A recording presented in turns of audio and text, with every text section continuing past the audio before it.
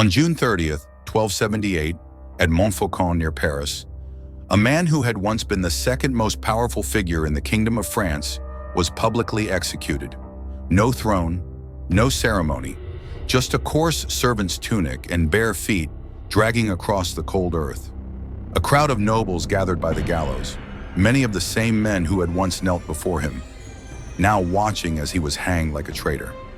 Every eye was fixed on the figure who had once ruled the court from the shadows beside the king. His name was Pierre de la Broce, a humble barber who had once saved the life of a dying prince and risen to the heights of royal power under King Philip III. He had managed the royal treasury, advised on matters of war, and commanded a vast network of spies. Pierre wasn't just a courtier, he was the man who held the fate of the kingdom in his hands. So how did he fall from the summit to the scaffold? Was it an unjust accusation, or did he simply know too much? From healer to power broker to condemned traitor, Pierre de la Broce's story is not just a personal tragedy, but a mirror reflecting the deadly secrets of the French royal court. Was this the death of a traitor, or a calculated elimination by a silent force? In the shadowy alleys of 13th century France, few destinies seem more mundane than that of a barber surgeon's son. Pierre de la Broce was born around 1230 in a modest village near Paris, an era when barbers weren't just hair trimmers, but also physicians, dentists, and amateur surgeons. Bloodletting and bone setting were daily routines. His future, at best, pointed towards servitude in a minor noble's estate. But fate, ever cruel, ever theatrical, had different plans. At 20, Pierre found his way into the Louvre Palace, not as a noble or scribe, but as an assistant barber. With quiet hands and sharper eyes, he maneuvered through court life, wielding razors and leeches with the same precision he would later apply to politics. What set him apart wasn't his tools, but his mind. Observant, calculating, insatiably curious. While treating infected wounds and trimming the beards of men drunk on wine and privilege, Pierre collected secrets, affairs, betrayals, debts. He listened and remembered. He spoke little, but understood everything. Then came the moment that would catapult him into legend. What if the man who saves the crown prince becomes more powerful than the crown itself? When young Prince Philip fell gravely ill during a campaign, the royal physicians declared him beyond saving. Pierre, barely 30, asked to try a final, desperate remedy.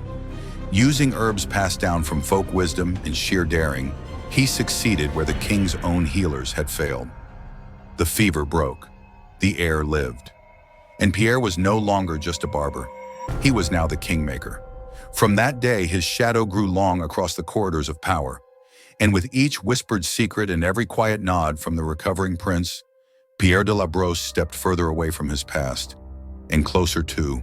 With each victory, Pierre's confidence swelled. Gratitude from the king turned into unchecked license.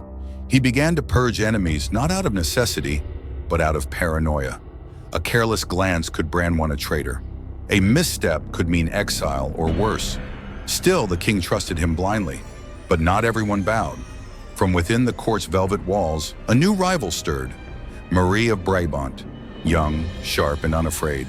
She had married Philip in 1274, becoming queen consort, and unlike her predecessor, Marie did not intend to remain in the background.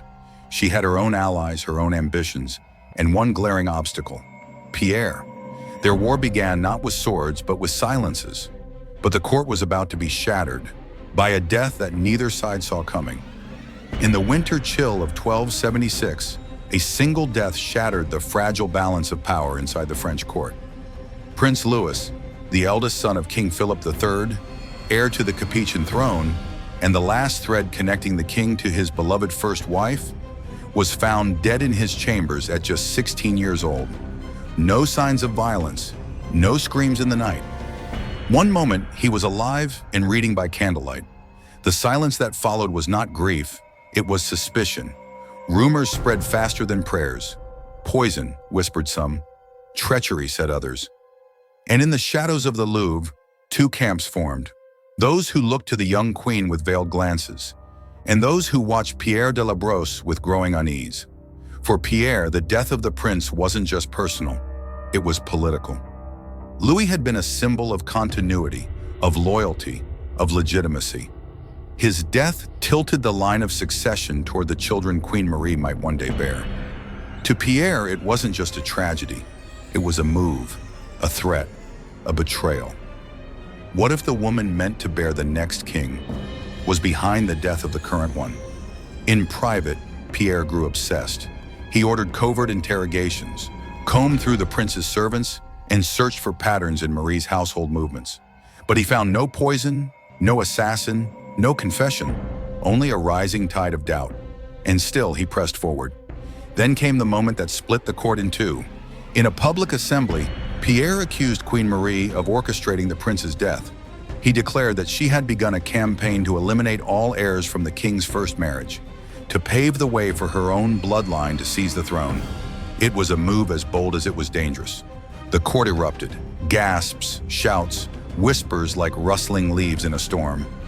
Some nobles nodded in grim agreement, others turned pale with disbelief, and Queen Marie, barely 20 years old, did not flinch. Instead, she demanded a trial.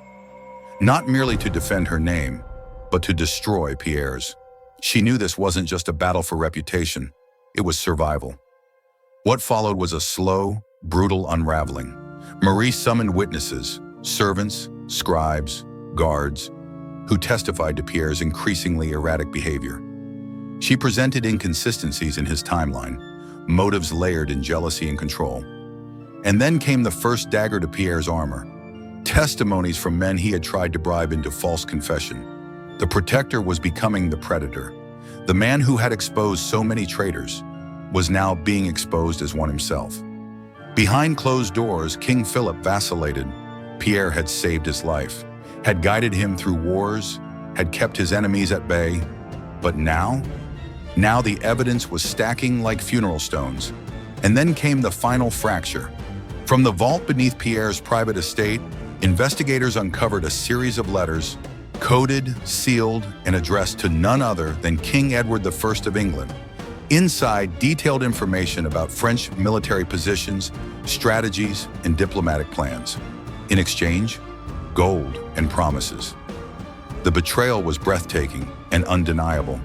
The man who had risen by saving a life would fall for being blamed in a death. And for the first time in over a decade, Pierre de la Broce found himself utterly alone. The arrest came with no ceremony, just cold steel and silence. In May of 1278, royal guards stormed Pierre de la Broce's private chambers at the Louvre. No warning, no confrontation. The man who had once commanded the king's armies, whispered into royal ears and dictated the fate of nations, was dragged from silk-draped sheets and thrown into the dark rot of the Temple Tower. The fall was instant, and it was absolute. Inside that stone prison, Pierre was no longer a chamberlain, no longer a royal savior, no longer the master of France's invisible web of power. He was a traitor, awaiting judgment. The man who had once made kings tremble with a glance was now at the mercy of the very court he had once controlled. And outside, the storm he had once commanded now howled against him. The trial became the spectacle of the decade. Nobles from across Europe arrived to witness the dissection of a legend. The charges were many: treason, corruption, defamation of the queen, abuse of royal trust, conspiracy with France's enemies. The king, once his protector, watched in silence. One by one, Pierre's enemies stepped forward, some emboldened by justice, others by vengeance. They painted him as a man consumed by ambition, one who silenced rivals through whispers and shadows. Accusers spoke of threats, of forged letters, of bribes and plots that spanned years. His vast spy network, once the engine of his power, had turned into a ledger of evidence. And yet, Pierre did not break. He stood in the court not as a groveling prisoner, but with the same stern composure he had always worn. An iron mask behind which he hid his fury and fear. His defense was passionate, almost tragic. He claimed that every act, every whisper, every secret had been for France. That his contact with England had been part of a double game, a ruse to deceive the enemy. That his suspicions of the Queen were born from real, if unprovable, patterns. But the court was no longer listening. How do you defend yourself when the only thing that ever protected you was power? and it's gone. The damning blow wasn't from a noble, it came from a vault. Investigators had uncovered the letters, a stack of parchment hidden behind a false wall in Pierre's estate. Letters that showed clear correspondence with Edward I of England, sealed with his personal crest. In them, Pierre offered not just information, but allegiance. In return, he asked for gold and, if necessary, asylum. The betrayal was no longer a rumor. It was ink on parchment, signed and sealed. King Philip III, already shattered by the death of his son, received the news like a sword through the heart. Pierre had been his savior, his brother in arms, the mind behind his rule. And now, he was the very threat he'd once sworn to destroy. The court, once split in loyalty, now turned fully. Former allies vanished. Nobles once silent now shouted for justice. The man who had hunted traitors was now their prey. In June 1278, the verdict was pronounced: death by hanging, the traitor's end. No last appeals, no royal mercy. On the morning of June 30th, the field of Montfaucon turned into a theater of vengeance. Thousands gathered to witness the final act of Pierre de la Broce. He walked barefoot, hands bound, wearing not the velvets of court, but the plain tunic of a servant. The silence was suffocating. Even his enemies could not help but stare, not at a criminal, but at a fallen titan. Before the gallows, Pierre turned to the crowd. His voice was clear. He asked for mercy, from God, not from men. He forgave those who betrayed him, and in his final breath, he swore. He had only ever served France. Then the rope snapped taut, and the court's most powerful ghost began its long haunt. But his death did not end the questions. It only multiplied them. Because if Pierre de la Broce could fall, who was ever truly safe in the House of Kings? The rope had done its work, but silence never lasts long in a kingdom built on whispers. Even as Pierre de la Broce's body swung from the gallows at Montfaucon, a different kind of reckoning was already underway. One not held in courts, but in the memories and suspicions of those left behind. His death was public, final, and dramatic, but the questions it left behind would echo through centuries of French royal history. What happens when the man who saved the king becomes the lesson that no one is allowed to forget? King Philip III never truly recovered.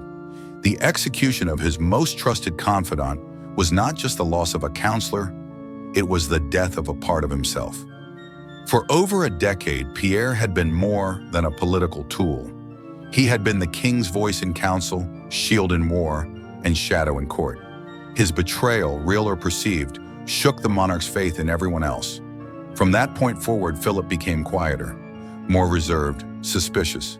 He never again allowed any man to rise so high beside him.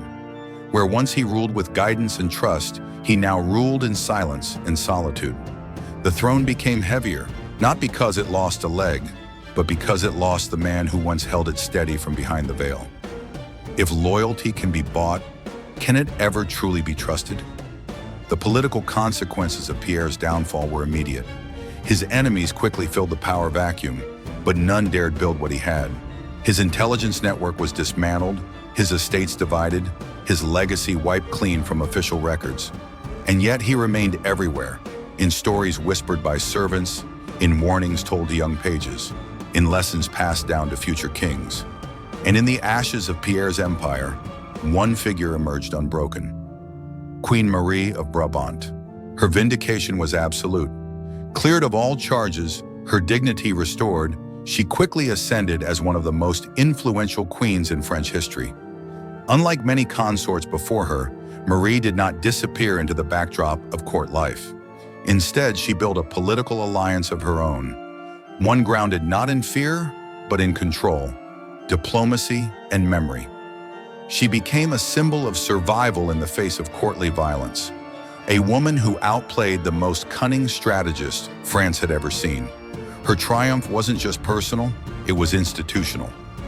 By outlasting Pierre, she helped define a new precedent in French politics, that even the king's closest advisor could be judged, and that no one, no matter how indispensable, was above the weight of the crown. But the story refused to stay in the past. In the centuries that followed, Pierre de la Broce's legacy was re-examined, revised, and rewritten. Historians debated whether the letters to England were part of a complex double-agent plan or undeniable proof of treason. Some argued he was the victim of a royal purge, orchestrated by jealous nobles and an ambitious queen. Others insisted he was the architect of his own downfall, a man too blinded by power to see where his enemies truly stood. One thing, however, remained clear. Pierre de la Broce changed the way France thought about loyalty, ambition, and proximity to the throne. He was in equal measure a visionary and a tyrant, a protector and a predator, a loyal servant and a suspected traitor. And in that contradiction, he became immortal, not in marble or manuscript, but in the cautionary tale he left behind. Pierre died alone, condemned by the very king he once saved. But in the shadows of French history, his presence lingers like a blade just out of sight, reminding us that in the game of crowns, the line between loyalty and betrayal is as thin as the thread of a noose. And perhaps most haunting of all, no one ever proved he was guilty. The life and death of Pierre de la Broce remains one of the most complex tragedies in medieval France. But beneath the layers of scandal, betrayal, and public execution lies a deeper truth about the terrifying weight of power and the razor-thin line that separates salvation from damnation. We began with a servant walking barefoot to his death, his silks replaced by a commoner's tunic, his hands once trusted with royal secrets now bound for treason. But that final scene is only the end of a journey that defied everything the French court believed to be sacred. From the humble roots of a village barber, Pierre rose by intellect alone. In a world ruled by bloodlines and divine right, he used not titles or lineage, but the sheer force of perception, memory, and ambition to step into the circle of kings. Where others used swords, Pierre used secrets. Where others plotted in public, he watched in silence, gathering truths like weapons. His meteoric ascent was anchored by one moment, saving the life of the future king, Prince Philip, when every royal physician had given up. That act not only earned him undying loyalty, it gave him access, influence, and the belief that perhaps knowledge could be more powerful than nobility. But power once tasted rarely releases its hold. As Chamberlain under King Philip III, Pierre became more than a royal advisor. He became a machine of surveillance, a one-man state apparatus, reading plots before they were spoken, dismantling rebellions before they ignited. Yet with every triumph, he drew more eyes, more envy, more fear. The aristocracy hated him not just for what he was, but for the fact that he was never supposed to be there. Then came the turning point, the death of the teenage heir, Prince Louis. In grief and paranoia, Pierre accused Queen Marie of murder, suspecting her ambition to be as dangerous as his own. It was a fatal miscalculation. Marie fought back, not with violence, but with truth, with witnesses, with clarity. And as the scales tipped, so did the tide of history. The discovery of Pierre's secret correspondence with England, his greatest betrayal, snapped his legacy in two. Was he playing both sides to protect the king, or had his hunger for survival led him into true treason? We still don't know. We may never. But the consequences were immediate. Pierre was stripped of his power, thrown into the shadows he once mastered, and hanged in the same city where he had once ruled without a crown. Yet even in his death, Pierre left behind something far more enduring than a ruined reputation. He left a cautionary legend. The story of Pierre de la Broce reminds us that intelligence can elevate the voiceless, that focus and cunning can unseat the privileged, but that unchecked ambition, left without balance, humility, or moral compass, will inevitably destroy its bearer. And his downfall did more than end a life.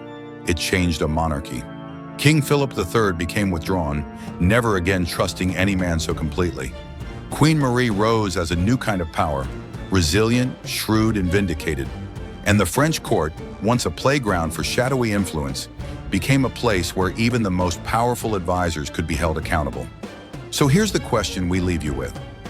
Was Pierre de la Broce a victim of jealousy, undone by the same nobility he had outwitted for years? Or was he a man who let power eat away at his reason, destroying the very kingdom he once vowed to protect? In the story of every empire, There are those who rise by the mind and fall by the same hand. If you found Pierre's story gripping, controversial, or eerily familiar to modern power games, let us know in the comments below.